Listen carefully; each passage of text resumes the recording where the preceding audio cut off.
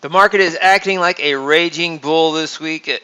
You see the VIX, it's closing on a Friday below 25. It still has VIX trades till another 10 minutes till 4:15. It is 4:05 Eastern Standard Time. The market just closed. The futures are still trading.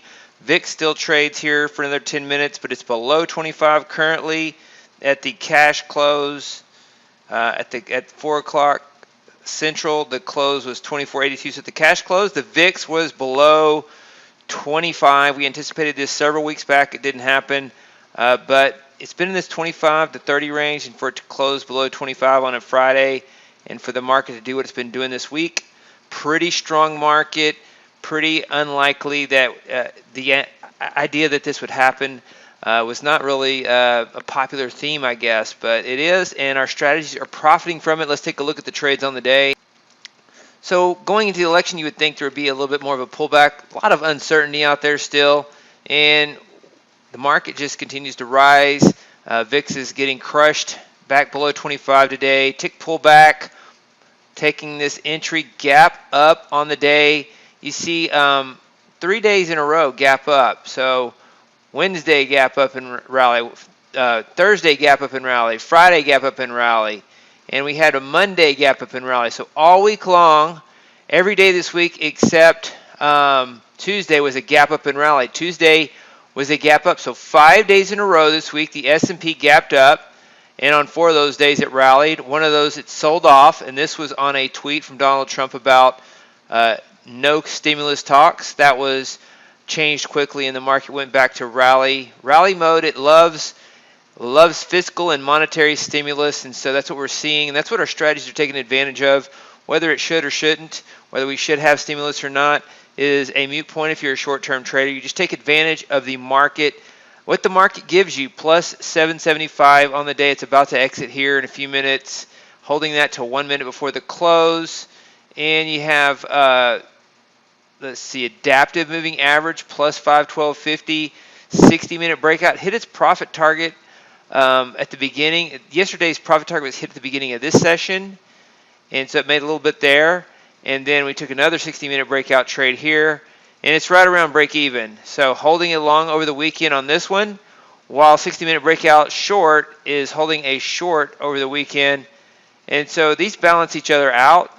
Once this tick pullback exits, we should be flat unless this 60-minute breakout rallies enough to reverse. This will have to rally to 34.72.75. So we could reverse to hold 2 longs over the weekend. So you can get out 1 minute before the close if that happens. The 4:59 Eastern Standard Time exit, and then get back in on Sunday night if you want. You might miss a big gap up, or you might miss a big gap down against you.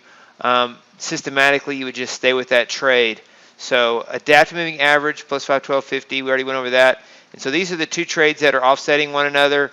Not a lot of trades today. You just see these tick pullback is up, adaptive moving average is up, 60-minute breakout's up, 60-minute breakout short is down. It actually hit a profit. It actually was up on this trade. So it's first short. We're getting a lot of these where the short trade is wrong, but then we make up for it on the long trade. So I'm thinking about trying to figure out a way to skip the short trade and say, okay, if we would have had a short trade, then let's take the long trade and see what happens. So you can't change the settings to do exit only because it wouldn't work that way. You'd have to reprogram it. So that's one of the things I'm looking at. And this might actually reverse up here at 72.75, and that could be a good trade. The market could gap higher on Sunday night. It's been doing that. Very euphoric time in the market. So all strategy access in queue, stock index swing, no trades today. Gap continuations have been the highlight today. Just 3 trades in queue today. We had gap continuation 2019 plus 1,030. So this is with the $300 stop loss. We talked about increasing the stop loss, but you see there are times when this just breaks away and very little adverse excursion from its initial entry point. So plus 1,030 gap continuation 2019, and then 2020 plus 910. It got in a little bit later, Not much adverse excursion. That means price against your entry.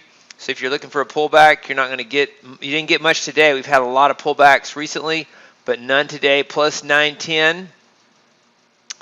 And then 60-minute breakout. Just captured this nice smooth trend overnight. Plus 975 on 60-minute breakout. And actually it wasn't overnight. This was early before the market opened at around on the between 8 and 9. All strategy access gold, Asia gold short minus 525. Silver no trades. The trend is moving higher. Crude oil up above 40 on a Friday close. No trades though on the day. Natural gas no trades. RBOB no trades. Euro plus 243.75. And soybeans, no trades on the day.